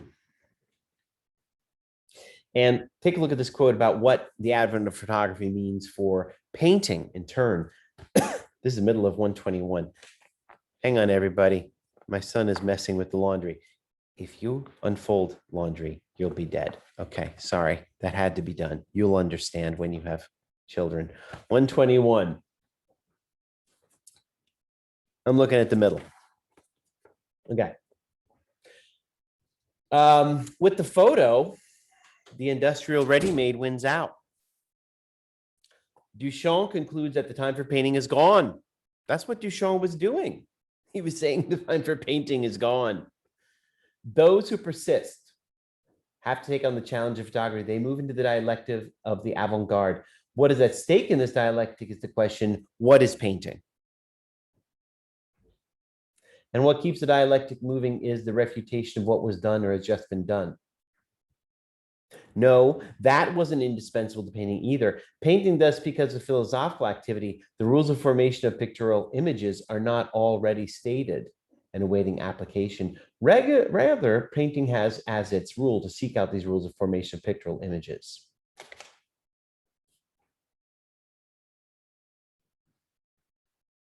right? In the next paragraph, it's interesting too. The avant-garde cut themselves off from the public. The public brandishes cameras and flicks through clean illustrations, is convinced that the program of the artificial perspective must be completed, right? Basically, the public has cameras. So the painters have to do something very different. Cézanne's agenda is not something the average person can do or will do, right? Interesting. So we see themes from Danto here, that art has to become philosophical. There's some reminiscence of the Benjamin essay that, photography poses a challenge to painting. Painting cannot do what it did before. What does this mean for the sublime? I think what it means for the sublime is that why should painting bother with representation? That's what photography captures with technical precision. Therefore, the avant-garde agenda follows, which is we're going to present the unpresentable. And now Cézanne's right. Is it for the masses? No, they don't want to see what we're doing. Screw them. They got cameras. We're going to do our own thing. And we have a philosophical task ahead of us. How does that sound?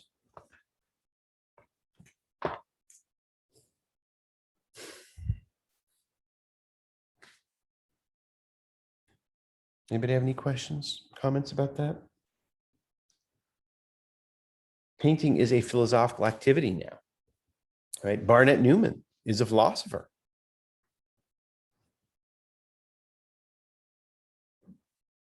He's trying to capture the impossibility of the moment.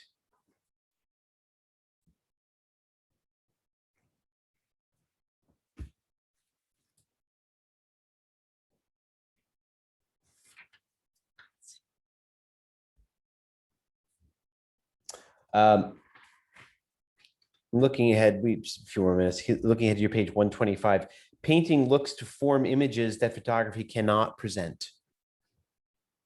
Painting has to do what photography cannot do. And so it turns to the sublime. How it diverges from the political agenda of earlier painting, he explains on page 125 in a quote here. This is the middle of the page. Avant-garde painting escapes ex hypothesize from the aesthetics of the beautiful. It's not interested in the beautiful. Its works do not call for the common sense of a shared pleasure. Nope. These works appear to the public of taste to be monsters, formless objects, purely negative entities. I'm deliberately using the term contemplates to characterize the occasions that provoke sublime sentiment. When the point is to try to present that there's something that is not presentable, you have to make presentations suffer. This means, among other things, that painters and public do not have at their disposal established symbols, figures, or plastic forms which would allow them to signify and understand that the point of the work is ideas of reason or imagination, as was the case in Romanesque Christian painting. In the technoscientific industrial world, there can be no stable symbols of the good. So, again,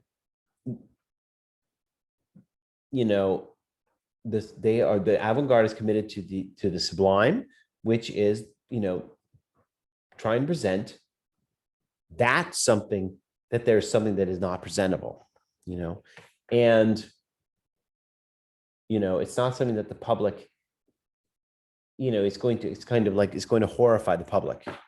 Barnett Newman is going to horrify the public, right? I clearly remember, at one point, my kids, I don't know how this happened. I tried my best, but they're very science oriented. My two older boys are all engineering. And my wife and I, we're good. We try to take the museums all the time. And I remember clearly my son, one of them who's very literal minded, I took him in, he saw Barnett Newman and he's like, Dad, what the hell is this? All he did is paint this black. I could have done that. And then then he must have read about Christie's and the various art galleries and like how much these paintings come in. It's like, I'll start painting canvases in black and see what I can get. You know, the public doesn't know what to make of these pieces, you know, which kind of, we don't have time for this, but the very last reading I had you look at is about display in museums. And it raises the question, if painting is for few people, like Cezanne, you're telling me your stuff is for few people. Why should we put this on display? What's the good of it? Who's going to get it? Should it be in the vicinity of representational art? I was thinking this morning that Barnett Newman pieces, they better always be off on their own in a gallery. You can't mix Barnett Newman with, I don't know, Dali or, you know, because it's so experiential. That's the point he gets to late in that last essay. It's so very experiential. Even having Cezanne, he says, in a museum is a problem, because Cezanne was trying to convey his vision experience at that very moment at 8:30 in the morning, looking at the Provençal mountains, capturing the various shades of tan and ochre, you know, and stuff like that. If it's so experiential. So for those of you curators in the house, that last essay should be of interest. I forget what it's called. It's I think it's chapter 12, conservation and color. So that's good for you curators out there. All right. Let me pause for a second, see if anybody has any questions.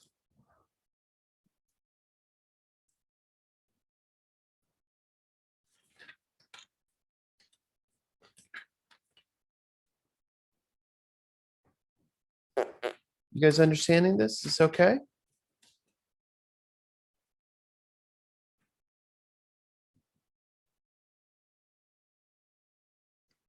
I understand it, but I don't agree with, I understand like all the arguments for the sublime and what it is and everything it can do, but I just have a hard time feeling like painting is the right medium to justify sublime. You agree with Burke? You like Burke's idea that painting isn't suited for it? Yes, yeah. I mean, I feel like it's just, again, it's like Lyotard probably had this obviously epic experience with Barnett Newman, like Danto had with Warhol. And like, He did. now they're just like, oh my God, I have to tell everyone about this. And again, like, it's that thing, like, you know, Cezanne can't tell anyone what this mountain looks like when he sees it at 8:30, but, you know, he's still going to try to do it. And, you know, each person's going to have their own person who's like, when they see their work, they're just like, oh my God, like everyone else, like it's that subjective universalism where it's like, everyone's going to see exactly what I'm talking about. And so, okay.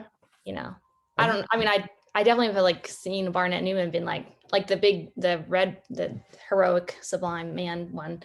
Like I remember seeing that and being like, okay, that's like, I definitely like stood there for a moment and was like taken in by it, but I don't think I'd like go around being like championing like Barnett Newman's work and being like he's the best of the best or like or whatever, you know, like every person has their own artist that like. I don't know if I'd hang it in my living room. Yeah, or you know, but yeah. Or I would hang it in my living room because it doesn't invoke the feeling of sublime. So I'm not like, it's not gonna like disrupt my day. Right, like it doesn't evoke the sublime for you, but it does for him, right, which is fine. I wanted to call your attention to one last quote. I'm sorry. Page 128. It's just I realized that there's another way he puts it here that is useful. He uses the term the immanent sublime. That's what these guys are trying to do. Immanent. Immanent is immanent, not imminent. Immanent is the opposite of transcendent. So if transcendent equals beyond, immanent, oh my God, my spelling, is within. So let me read this quote here on page 128. He says, middle of page, it's not the artist's job to restore a supposed reality that the search for knowledge, techniques, and wealth never stops destroying. Only to reconstruct a version thought for a while to be more credible, and which will have to be abandoned in its turn. The spirit of the time is definitely not geared to what is pleasing, the avant-garde. And the task of art remains that of the immanent sublime. So he thinks is what art should be doing. He agrees. Art should be busying itself with the immanent sublime, that of alluding to the unpresentable. There's something sublime within our everyday existence. That's the point.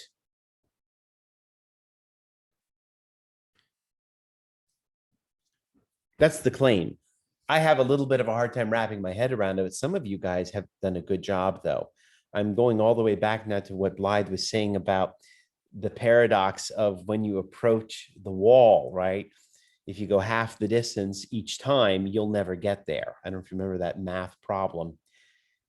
That suggests there is something sublime and unpresentable in our everyday experience. It certainly seems to be the case. Barnett Newman is saying something similar about the moment. You know, this is what art should be doing. I'm continuing. That of alluding to the unpresentable, which has nothing edifying about it, but which is inscribed in infinity of the transformation of realities. We know that this does not happen without anguish, but painters are not responsible to the question, how can we escape anguish? That's a good quote. You should probably adopt that quote. Painters are not responsible to the question, how can we escape anguish? They are responsible to the question, what is it to paint? The fact that as members of the intellectual class, they are also responsible for the question, how can we make those who are not artists understand our painting, does not mean that the two responsibilities are to be confused. Whoa, that's awesome. Artists should be consumed with the question, what is it to paint? It's not their job to ask, how can we make those who are not artists understand our painting? Fuck them. Screw them. Cezanne. I am painting for very few people.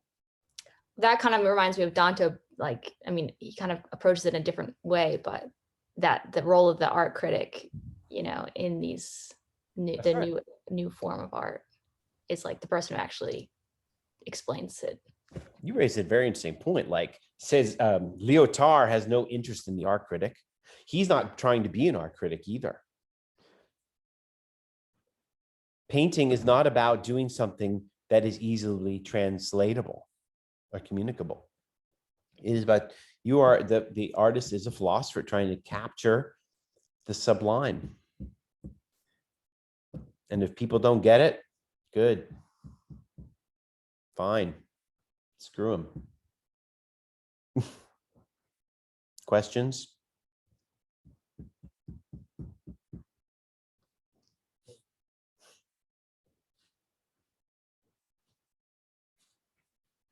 I'm pretty much done here. So I'm just like, I had to fit in that last quote. So just want to see if anybody has anything else they want to say, anything that you don't understand or any lingering questions or problems.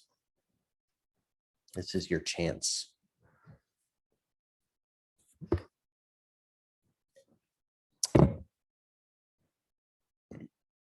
I'm not an artist. I kind of like what he's saying. But you're the artist, so I don't know how you feel about it. But I feel like it could have been interesting to read this first before Danto. Because I feel like this is a better representation of like what was happening in the majority of art making during the modernist period. And then like Danto's like pushing it out, or at least Warhol was like, no, actually, we're going to get really representational. We're going to get really like back to like multiple layers of meaning and, you know, all this, just like it's the exact antithesis of all this. So Yeah, like humans aren't actually that grand. you raise an amazing question indirectly. What would Lyotard do with Warhol? That's not on his radar in the slightest. Well, I think there is like kind of there's been like a lot of thinking around like Duchamp being like Warhol being the next Duchamp, or like that, those two being in this kind of like place in which they challenge these notions, similar notions, but in a different era and in a different like way. But so I would assume because he was had such disdain for Duchamp, he would have the similar disdain for Warhol. Well, he's representational. You said that a minute ago. Warhol is, you're right. Warhol is throwing Molotov cocktails through representation. You know, Barnett Newman is going the other direction. I'm suddenly recalling that one quote from Danto. Danto did not like the abstract expressionists. Barnett Newman is an abstract expressionist, isn't that right? He says that these guys were secret metaphysicians, you know, that they were getting in touch with some kind of secret meaning. And it's true. That's exactly the way Lyotard is characterizing them. Don't forget, Danto likes to say that Warhol was very democratic, right? Like, what's wrong with the aesthetic of Campbell's soup, right? There's nothing wrong with that. Everybody should appreciate that. We can all appreciate that, right? That's not Newman. Newman's like smoking on the side, like, no, I'm gonna do the moment when God came to Abraham. If you don't get that shit, tough, you know. Interesting. All right, well, I better let you guys go. So, because it's time. But I will stick around if anybody needs to chat about anything. Okay, we all good? I can open up next week if anybody, you all probably might want to sit on this a little bit and think about it, and I can raise it again next week if you want to spin out some questions about Lyotard, because I do think this one is really pretty profound. This is a very like meaningful reading, and maybe it's not terribly easy to wrap your heads around. So we can start with that next week, because I don't think Rancière is quite as complex. Rancière is about politics, by the way. So, all right, I'll let you go. If anybody wants to chat, I'm hanging. Okay. Have a great week, everybody. Read your Rancière for next week. I will grade your papers. I promise. See you later. Bye. Thank you. Bye. Yeah.